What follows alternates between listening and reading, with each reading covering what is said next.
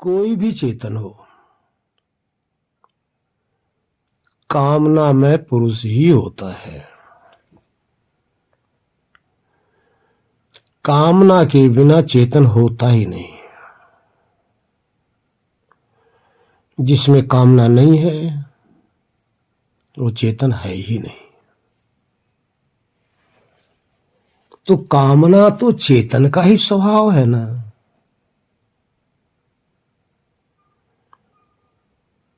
इसलिए ईश्वर में भी कामना है। यदि ईश्वर में कामना न होती तो सृष्टि की रचना ही न होती। यदि ईश्वर में कामना न होती तो किसी आत्मा के रहने के लिए ये देह रूपी घर ही न होता। ईश्वर की कामना से ही समस्त हम आत्माएं इस देह रूपी घर के अंदर प्रवेश करते हैं। यदि ईश्वर में कामना ही न हो तो हमारे कर्मों का फल कौन देता? यदि ईश्वर में कामना ही न होती तो ईश्वर अपना आनंद स्वरूप अपने भक्तों को प्रकट ही कैसे करता, क्यों करता?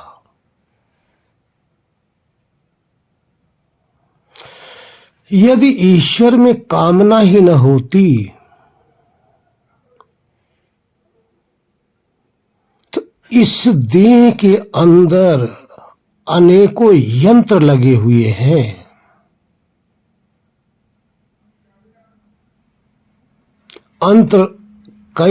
अनेकों यंत्र लगाकर हमारे जीवन जीने के लिए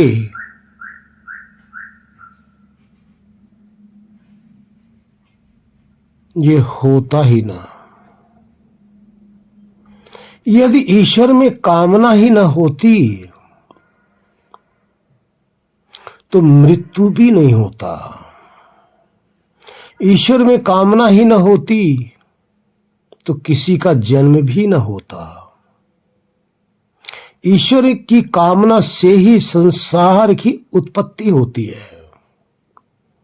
ईश्वर की कामना से ही समस्त देहों की उत्पत्ति होती है। ईश्वर की कामना से ही हमें आंखें प्रदान होती हैं। ईश्वर की कामना से ही हमें वाणी प्रदान होता है। ईश्वर की कामना से ही हमें मन और बुद्धि प्रदान होती है। जितनी भी चीज सृष्टि के अंदर हैं सब कुछ ईश्वर की कामना से ही हो रहा है। ईश्वर की कामना ना होती तो सूरज, चांद, तारे, पृथ्वी ही ना होती। ईश्वर की कामना ना होती तो वायु, जल कुछ भी ना होता। सब कुछ ईश्वर में जब कामना हुई तब जाके ईश्वर इसकी उत्पत्ति किए। आज भी यदि हम समस्त जीवों के सुख और दुख रूपी कर्मों के फल को भुगाने की ईश्वर में कामना न होती तो हमें सुख का फल और दुख का फल न मिलता। यदि ईश्वर में कामना न होती तो मोक्ष नाम की भी कोई चीज न होती। ईश्वर ने ही कामना किया सृष्टि के आदि में कि ये समस्त जीव जितने भी हैं अब विदेह रूप में हैं, उस अंधकार रूपी प्रलय अवस्था में, सुप्त अवस्था में पड़े हुए हैं सब। ईश्वर ने ही ये कामना किया, वेदों में भी इसका स्पष्ट वर्णन है। ईश्वर ने ही ये कामना किया इन समस्त प्रजाओं को, यानी चेतन को,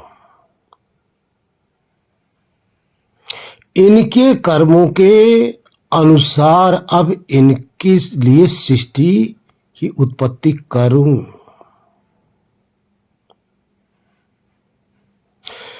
सृष्टि की उत्पत्ति करने के बाद में तभी ईश्वर ने जिस जिस योनि के अधिकारी थे उसी अनुसार योनियां बनाना शुरू करके और उनके अंदर इन आत्माओं को प्रवेश किया।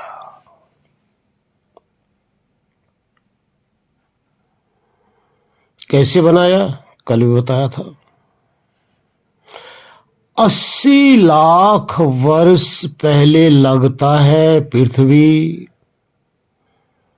पानी, अग्नि, वायु आदि का सृजन करने में।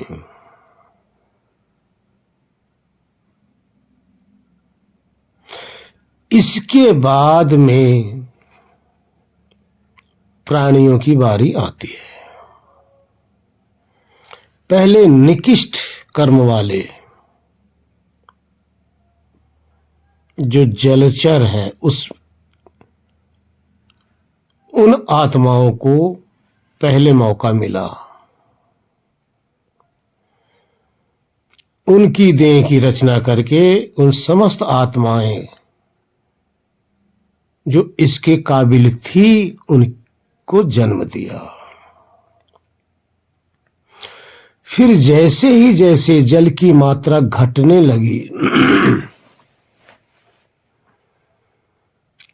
पृथ्वी की मात्रा अर्थात जल सूखने लगा, पृथ्वी ऊपर उठने लगी।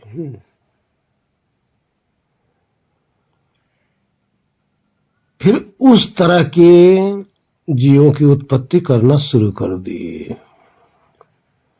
जैसे घास, वनस्पति आदि आदि।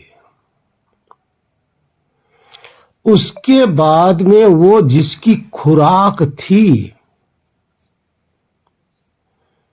ऐसे आत्माओं को चुनकर उनकी जलवायु के अनुसार उनको देह धारण कराया। ये कीट पतंग आदि छोटे छोटे जो जीव होते हैं, उसके बाद में जब और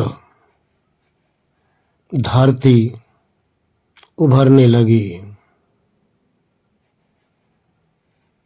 तो पक्षी आदि, फिर पशु आदि की उत्पत्ति हुई। ध्यान रखना, पहले नर और मादा एक साथ की उत्पत्ति होती थी। पहली उत्पत्ति अमैथुनी सृष्टि की होती थी, उसके बाद में मैथुनी वहां से चालू हो जाती थी।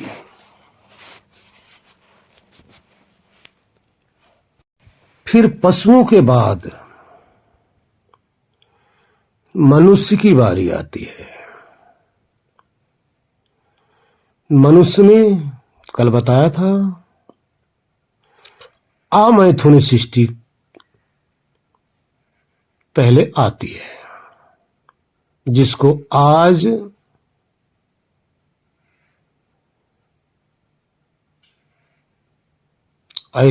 अमैथुनी सृष्टि आज भी है, जो गंदगी से जैसे पैदा होते हैं, जैसे जूं, मच्छर, लेख, तरह तरह के हैं, जिसको स्वेदज आज भी कहा जाता है। इस स्वेदज वाली अमैथुनिक सृष्टि पहले प्रकट होती है, उसके बाद में मैथुनिक सृष्टि शुरू हो जाती है। अब इसे विचार कर ले, मैथुनिक सृष्टि कैसे आती है। मैथुनी चलो इसके मनुष्य के बाद में, उसके बाद में मनुष्य की बारी आती है। मनुष्य में असंख्य जोड़े परमात्मा उतारते हैं, वैदिक रीत के अनुसार बता रहा हूं। असंख्य जोड़े, असंख्य का अर्थ इतना भी नहीं कि जितनी जगह है उसमें समाये ही ना।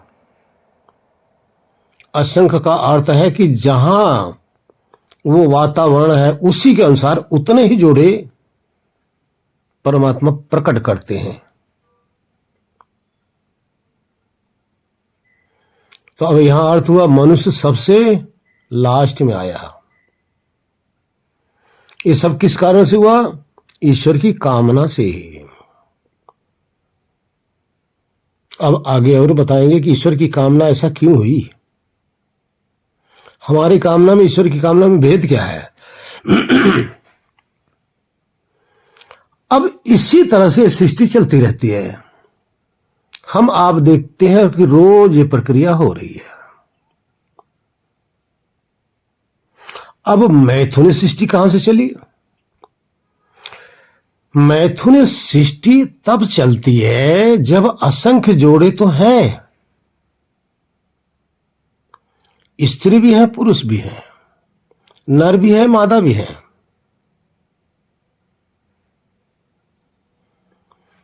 लेकिन उन नर और मादा के मध्य में जो चेतन है ना, नर मादा की देह तो आज आई है, लेकिन इसमें जो चेतन है ना, असंख्य जन्मों तक इस नर मादा का भोग कर चुका है, जिसकी कामना इसके अंदर विद्यमान है। एक पुरुष स्त्री को देखकर और एक स्त्री पुरुष को देखकर जो उसके अंदर वासना समाहित है वो प्रकट हो जाती है। तब यहां से मैथुन सृष्टि शुरू हो जाती है। छोटे बालक के अंदर ये कामना नहीं होती, 2-4 साल का है उसमें भी नहीं होती, 8-10 साल का उसमें भी नहीं होती। जब युवा अवस्था में नर मादा दोनों आते हैं, उस समय इनका संस्कार प्रकट हो जाता है। उस समय जब इनका वासना का संस्कार प्रकट हो जाता है, कि वो भूले नहीं है, ध्यान रखना, वो उनके अंदर समाया हुआ है ये संस्कार, और वही संस्कार इनको मैथुन सृष्टि उत्पत्ति करने का कारण बन जाता है, जिस कारण से अमैथुन सृष्टि से मैथुन सृष्टि शुरू हो जाती। अब ये कारण आ जाता हमारा आपका, इसमें परमात्मा का रोल नहीं है। अब यहां जो हमारा रोल है, कामना हमारे अंदर भी है, लेकिन हमारी कामना यहां क्या है और ईश्वर की कामना क्या थी? इतना सब कुछ हमारी कामना अपने लिए भोग विलास की सामग्री इकट्ठा करना, हमारी कामना अपनी वासनाओं को तृप्त करना, हमारी कामना अपनी वासना के लिए प्रकट होती है। चाहे स्पर्श का भोग हो, चाहे रूप का भोग हो, चाहे शब्द का, चाहे गंध का, चाहे रस का, चाहे किसी चीज का। हमारी कामना स्वार्थ के हित में रहती है, यानी हमारी कामना स्वार्थी की है। हम स्वार्थी हैं, अपने स्वार्थ के लिए हम कामना करते हैं। लेकिन अभी तक जितनी भी प्रक्रिया ईश्वर की थी, क्या उसमें ईश्वर अपनी कामना के लिए किया है? नहीं, कामना ईश्वर में तो थी, तभी तो सब कुछ की उत्पत्ति हुई है। लेकिन ईश्वर की कामना परमार्थी थी, दूसरे के अर्थ के लिए थी, स्वार्थ की नहीं थी। इसलिए परमार्थ के कारण ईश्वर के अंदर ये कामना आई, इसलिए ईश्वर बंधन से रहित है। और हमारे अंदर जो कामना आती है स्वार्थ की कामना होती है, इसलिए हम बंधन के सहित हैं। क्योंकि स्वार्थ भाव ही बांधता है, निस्वार्थ भाव बंधन से रहित करता है। तो ईश्वर की कामना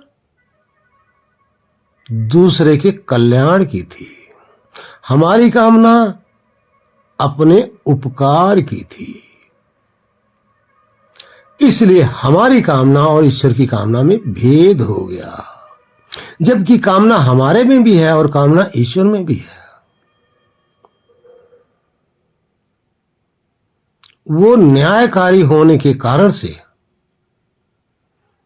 समस्त सृष्टि का पदार्थ ईश्वर का होने के कारण से, समस्त प्रकृति ईश्वर की होने के कारण से, अपनी प्रकृति से नाना प्रकार के भोज्य पदार्थ, नाना प्रकार के हमारे लिए साधन की उपलब्धि कराते हैं। इसलिए ईश्वर की कामना बंधन के रहित होने के कारण से, स्वार्थ के रहित होने के कारण से वो परोपकारी है। इसलिए किसी भी प्रकार के बंधन से रहित है और हमारी समस्त कामनाएं बंधन के सहित है। इसलिए हमें आपको जन्म और मृत्यु का सामना करना पड़ता है। जब यही हमारी कामना बंधन से रहित हो जाए, स्वार्थ की कामना समाप्त हो जाए, निस्वार्थी अगर हो जाए, भोग विलास से अगर रहित हो जाए, तब यहां हमारे और ईश्वर में इस कामना का मुकाबला होने लग जाता है। ईश्वर का जो स्वभाव है हमारे अंदर आने लग जाता है। अब ये ईश्वर का गुण, स्वभाव, धर्म हमारे अंदर आने लग जाता है। जब हमारे अंदर ईश्वरी गुण स्वभाव जब आने लग जाएगा, तो हम भी चेतन होते हुए भी बंधन से रहित होंगे। जब बंधन से रहित होंगे, तभी हम इस देह और संसार से विरक्त होकर जो निस्वार्थी ईश्वर है, जो परमार्थी ईश्वर है, उस ईश्वर के संग रहने के अधिकारी हो जाएंगे। उससे पहले हम अधिकारी नहीं है। हम कहां के अधिकारी हैं? इस प्रकृति के संग रहने के अधिकारी हैं। ईश्वर के संग रहने का भी अधिकारी नहीं है, क्योंकि ईश्वर जैसा हमारा स्वभाव नहीं हो पा रहा है। ईश्वर जैसा स्वभाव हो जाए तो ईश्वर के संग रहने के अधिकारी हो जाएंगे। प्रकृति का अगर भोग विलास की कामना रहेगी, प्रकृति के संग रहने के हम अधिकारी रहेंगे। अब आगे देखो, अब अंत में फिर क्या होता है? अंत जब प्रकृति का प्रलय होता है, सृष्टि का जब प्रलय होता है, तो सर्वप्रथम मनुष्य की योनियां समाप्त होती है। पहले मनुष्य बाद में आया, अब मनुष्य की समाप्ति पहले होगी, फिर पशु की समाप्ति होगी, फिर पक्षियों की, फिर कीट पतंग की, उसके बाद में घास फूस सब की। फिर जो 80 लाख वर्ष मिट्टी के कणों को जोड़ जोड़ के मिट्टी पृथ्वी बनाया गया था, अग्नि के कणों को जोड़ जोड़ कर सूरज बनाया गया था, इन सब का विध्वंस करके यही कण जो खाली स्थान है उसमें उड़ते रहेंगे, उसमें अंधकारमय रहेगा। अब उसी का नाम है प्रलय। ये कौन करता है?